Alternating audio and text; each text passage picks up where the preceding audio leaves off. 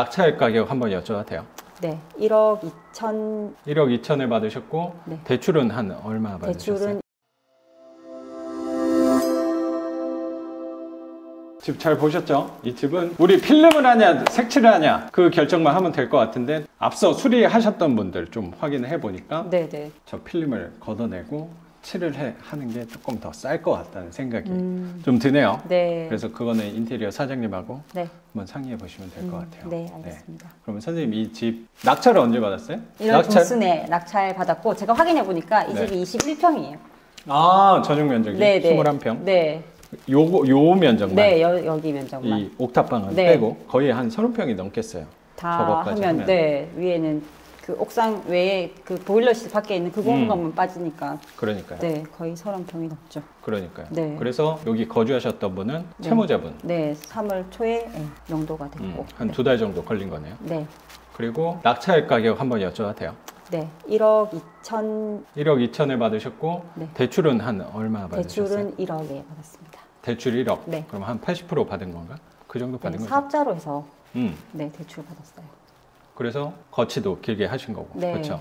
원금 바로 안 내는 거고. 네, 네. 맞죠? 네, 원금 없이 이자만 납입하는 걸로. 그렇게 해서 여기 거주하셨던 분은 채무자였는데 명도하는데 한 2달 걸렸어요. 네. 근데 명도하시면서 뭐 부딪히는 문제는 없으셨어요? 제가 조금 이사비를 조금 과하게 제한을 했었거든요. 네, 집을 제가 낙찰을 받고 집을 네. 와 보니까 네. 집의 상태가 내부 상태나 집에 이제 살림살이나 보니까 네. 꽤 좋더라고요.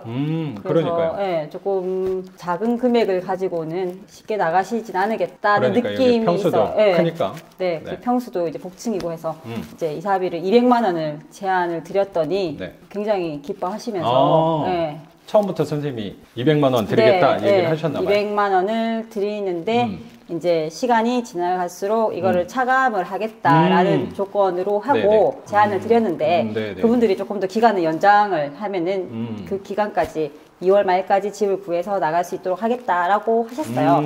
네, 그래서 제가 이제 그거는 네. 편의를 봐드리고 네. 그렇게 하기로 했는데 네네. 이제 그 사이에 코로나가 생기면서 이제 제가 원래 바로 와서 이사 나가는 것도 지켜보고 해야 되는데 네네. 그럴 수가 없는 상황이라서 저도 반대로 또 제안을 드렸던 게 이사비를 반만 먼저 드리고 네. 나머지 반은 제가 집을 확인하고 나머지를 드리겠다라고 제안을 그래서 드렸어요. 예. 조금 정리를 하면 선생님이 1월 중순에 낙찰을 받고 네. 한 이분께서 한 2월 중순 한 달 정도까지 나가면 내가 200을 드리겠다. 네, 2월 말까지. 2월 말까지 네. 나가면 한 200을 드리겠다. 네. 라고 했는데 2월 말까지 그래서 약속을 지킨 네, 거예요? 네, 약속은 2월 말에 맞춰서 이사를 다 준비하셨는데, 그렇죠. 네, 이사를 나가는데 안마의자가 안 빠져가지고 이제 며칠 그거는 본인이 네. 옮기기가 좀 애매한 부분이 있어서. 네, 그러니까 그거를 미리 사전에 이제 다 점검을 못 하신 상황이라서 네네네.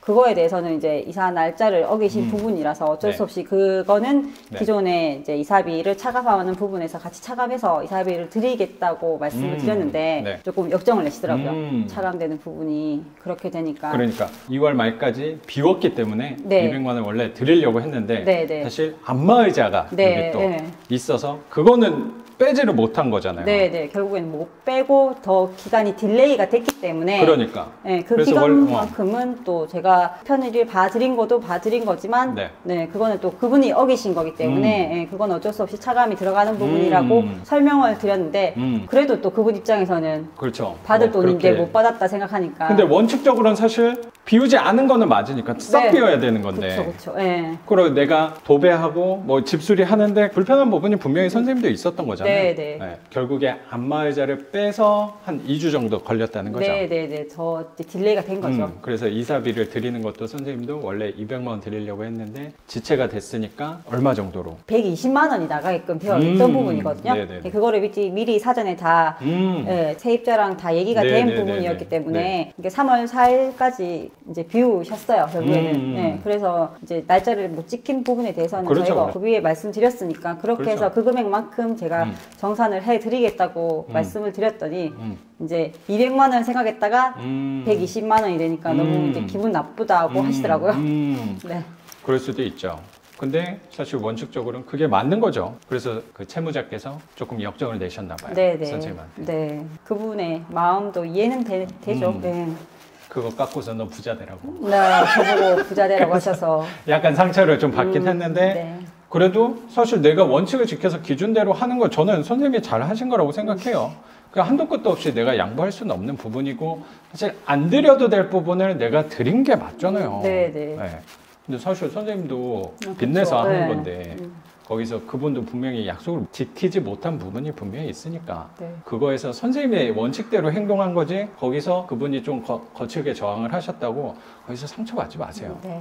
선생님 언제나 좀 에너지 넘치고 밝은 분이잖아요. 그러면 그쵸. 선생님의 긍정적인 에너지로 저는 극복하는 거라고 생각을 합니다. 선생님. 네. 뭐 네. 다 극복됐어요. 잘하셨어요. 네. 그렇게 해서 명도는 그래도 네. 깔끔하게 집은 잘 비워주신 거니까 뭐 네, 네. 샷이 빠지고 뭐 그런 건 좀 있지만 그거 어차피 선생님이 건들 거 아니니까 못 건지겠어요. 수리하면서